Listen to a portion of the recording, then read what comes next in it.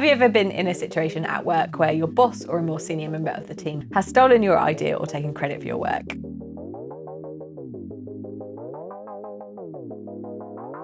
It can be a classic power grab, but slightly off-putting if it happens to you.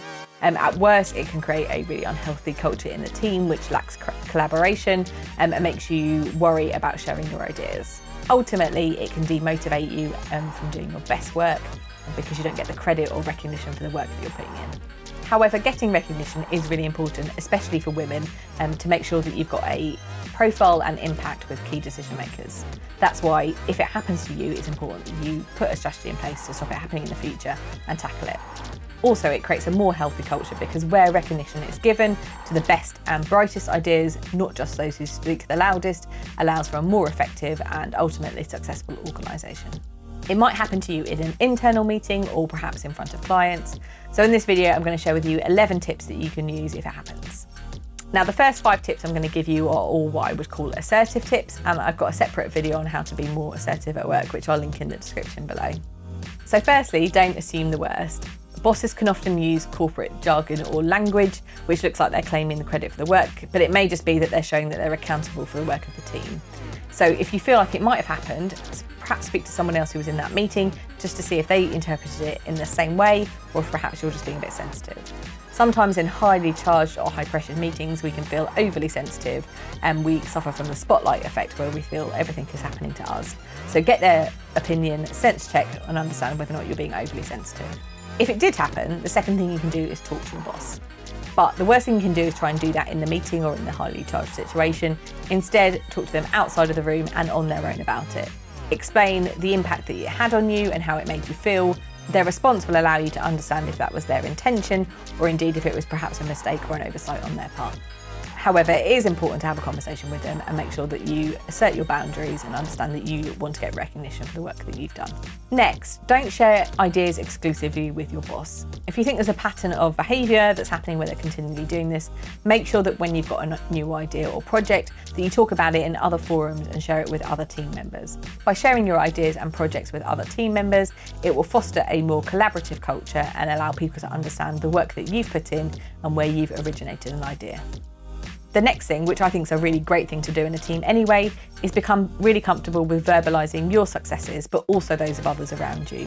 By creating a culture of greater recognition of everyone's efforts and achievements, it helps others in the team feel more supported, but also that we have this visibility about who's doing what when, and it stops your boss from being able to take all the credit for everybody's work.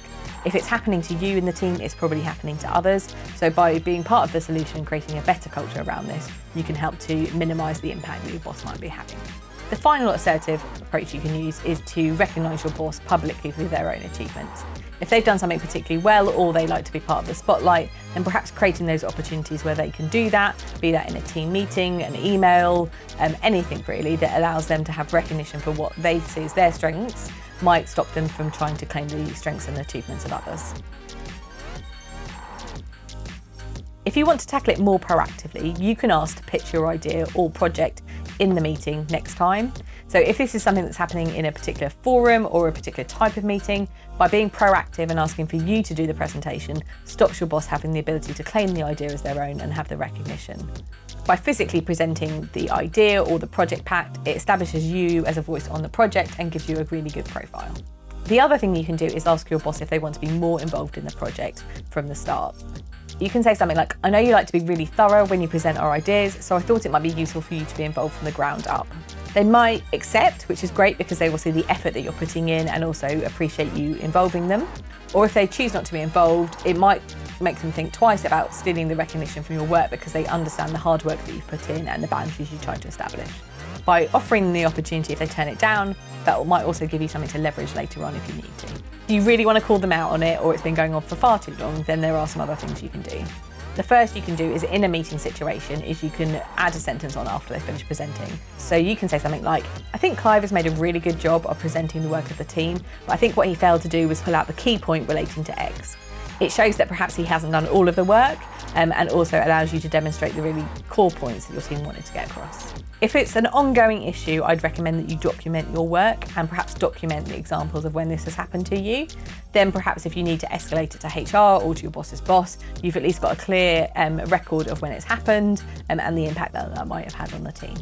The next one, which is a bit sly, is if you're going to be creating the document pack or the presentation pack, is to put your name on it, but then PDF it. Your boss then can't remove your name, and if they want something changed on the pack, they're going to have to come back to you to do that. So that's like a bit of an underhand tip, but might be necessary if it's something you want to do. The final thing, which is the most aggressive, is ultimately to get a new boss, and that might be within your company or externally, but make sure that you read the signs of a boss who might have a really big ego when you're being interviewed, and ask to speak to other team members in your new team or organisation to see if it's an issue that happens there. Ultimately, if it's an ongoing situation or it turns out that the credit stealing is intentional or malicious, it may be time for you to get out. Someone who continually does that is never going to be able to put you forward in the best light, or is going to be that supportive of your development and growth. They're probably going to keep them where they want you in terms of feeding their ego and feeding their pipeline of information and ideas, and so they're never fully going to allow you to have the recognition for that.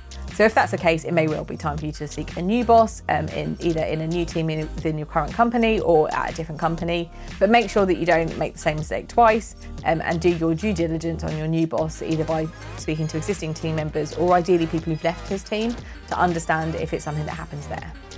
I'm Liz, and on my channel we give you the tips, tricks and hacks to help you navigate your corporate career and focus on topics around management and leadership.